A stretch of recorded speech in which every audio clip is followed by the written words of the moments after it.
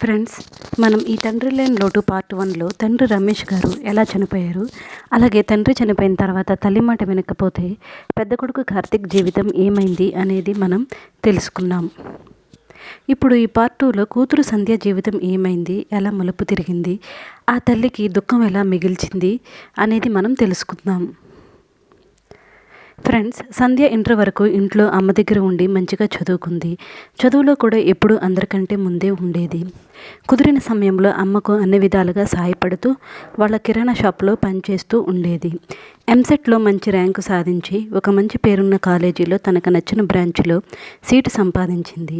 అయితే కాలేజీ వాళ్ళ చిన్నాన్నగారి ఊర్లో ఉండటం వల్ల హాస్టల్లో ఉండకుండా వాళ్ళ చిన్నాన్నగారి ఇంటి నుండి డైలీ సర్వీస్ చేసేది.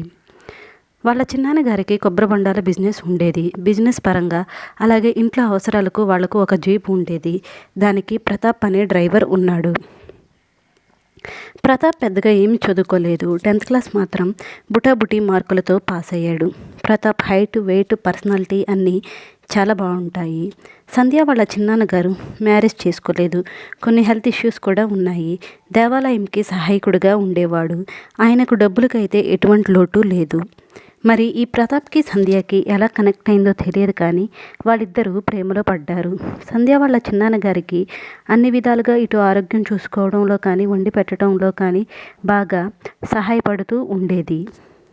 అటు ప్రతాప్ ఇక్కడ డ్రైవర్గా చేయడమే కాక అటు 5 ఎకరాల సొంత పొలం ప్రతి సంవత్సరం వేస్తూ ఉంటాడు. ప్రతాప్ చెప్పాలంటే కొంచెం ఎక్కువగానే డ్రింకింగ్కి చిన్నప్పటి నుంచే బానిస అయ్యాడు. ఇది తెలిసినా కానీ సంధ్య అతన్ని ఇష్టపడింది. సంధ్య ఇంజనీరింగ్లో పాస్ అయింది, కానీ జాబ్ ఏమీ రాలేదు. ఇటు చూస్తే ప్రతాప్ 10th క్లాస్లో ఒక అమ్మాయిని ప్రేమించాడు. మైనారిటీ తీరకముందే ఆ అమ్మాయిని గుడిలో ఫ్రెండ్స్ సహాయంతో పెళ్లి చేసుకున్నాడు. ఈ విషయం అమ్మాయి వాళ్ళ ఇంట్లో తెలిసి ప్రతాప్ని పోలీస్ స్టేషన్లో పెట్టించి కేసు పెట్టారు. అమ్మాయిని వాళ్ళ ఇంటికి తీసుకువెళ్ళిపోయారు. తర్వాత ప్రతాప్ వాళ్ళ పేరెంట్స్ కేసు ఏదో ఒక విధంగా క్లోజ్ చేయించి ప్రతాప్ని ఇంటికి తీసుకువెళ్ళారు. ఈ విషయం తర్వాత నుండి ప్రతాప్ డ్రింకింగ్ మరియు స్మోకింగ్కి బాగా అలవాటు పడ్డాడు. క్వాలిఫికేషన్ తక్కువ అయినా ఫైనాన్షియల్గా మంచిగా స్థిరపడిన వ్యక్తి ప్రతాప్.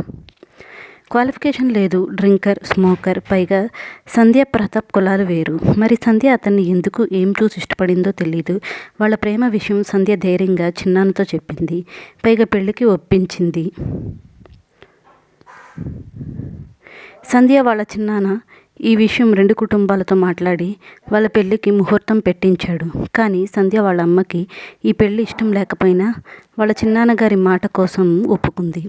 వాళ్ళ చిన్నాన్నగారి దగ్గరుండి అన్ని ఖర్చులు తానే భరించి ఈ పెళ్ళి చాలా ఘనంగా చేశారు.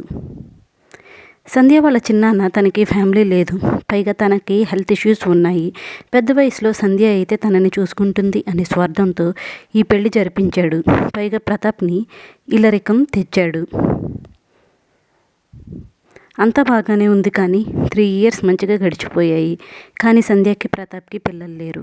ప్రతాప్ ఎప్పుడు టెస్టులు చేయించుకుందాం అని సంధ్య అడిగినా ఎప్పుడు వెనకడుగు వేస్తూనే ఉండేవాడు. అసలు విషయం ఏంటంటే ప్రతాప్ ఎన్నో సంవత్సరాల నుండి డ్రింకింగ్, స్మోకింగ్కి అలవాటు పడ్డాడు. కాబట్టి అతనికి పిల్లలు పుట్టే కణాలు చాలా తక్కువగా ఉన్నాయి. ఈ విషయం ప్రతాప్కి తెలుసు. అతను ఒంటరిగా టెస్టులు చేయించుకున్నాడు. తర్వాత ఆ రిపోర్ట్స్ ఒకరోజు సంధ్యకి కనిపించాయి. కానీ సంధ్య అతన్ని ఎంత ప్రయత్నించినా డ్రింకింగ్, స్మోకింగ్ మానిపిద్దామని ట్రై చేసినా తన వల్ల కాలేదు. ప్రతాప్కి ఒకరోజు ఫీవర్ వచ్చింది. 3 days ఇంట్లో ఉండి మెడిసిన్ వాడినా తగ్గలేదు. తర్వాత హాస్పిటల్లో చేర్పించారు. అక్కడ అన్ని టెస్టులు చేస్తే తెలిసింది ఏంటంటే ప్రతాప్ కిడ్నీస్ మరియు లివర్ పూర్తిగా పాడైపోయాయి. అలాగే హార్ట్ కూడా వీక్గా ఉంది. ఇంకో 3 days అయిన తర్వాత Pratap heart, liver and kidneys పూర్తిగా ఫెయిల్యూర్ అయ్యి ప్రతాప్ మరణించాడు. ఇంకా సంధ్యని ఆ దుఃఖం నుంచి ఎవరూ ఆపలేకపోయారు. సంధ్య వాళ్ళ అమ్మకి ఇష్టం లేకపోయినా వినకుండా వాళ్ళ చిన్నాన్న సాయంతో పెళ్లి చేసుకుంది.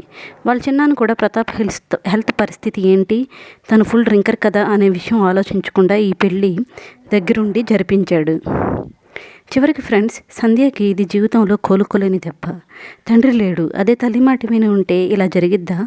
ఈ తల్లి బాధ ఎవరు తీర్చగలరు? ఎవరి కర్మకి వారే బాధ్యులు. తన తప్పు తెలుసుకుని చివరికి తల్లికి మొహం చూపించడం కూడా సిగ్గుగా అనిపించి చిన్నాన్న దగ్గరే 4 సంవత్సరాల నుండి సంధ్య ఉండిపోయింది. కానీ ఫ్రెండ్స్, తల్లి మనసు ఆగుతుందా? మళ్ళీ పెళ్లి చేసి ఒక ఇంటిదాన్ని చేయాలనుకుంది. తను బ్రతికి ఉండగానే పెళ్లి జరిపించాలని ఆ తల్లి కోరిక. ఆ తల్లి కోరిక తీరుతుందని మనమందరం ఆశిద్దాం. ఫ్రెండ్స్, రెండో అబ్బాయి సురేష్ మాత్రం తల్లికి మెచ్చిన కొడుకు. జీవితాన్ని తల్లి సాయంతో కరెక్ట్గా మలుచుకున్నాడు. సురేష్ జీవితం ఎలా విజయం సాధించాడు, తల్లికి ఎలా గర్వం తెచ్చిపెట్టాడు, ఇవన్నీ తెలుసుకోవాలంటే పార్ట్ 3 తప్పక చూడండి. ఇలాంటి యథార్థ సంఘటనలు, జీవితంలో విలువలు నేర్పించేవి తెలుసుకోవాలంటే నా ఛానల్ని లైక్ చేయండి, షేర్ చేయండి మరియు సబ్స్క్రైబ్ చేయండి. Thank you for watching friends.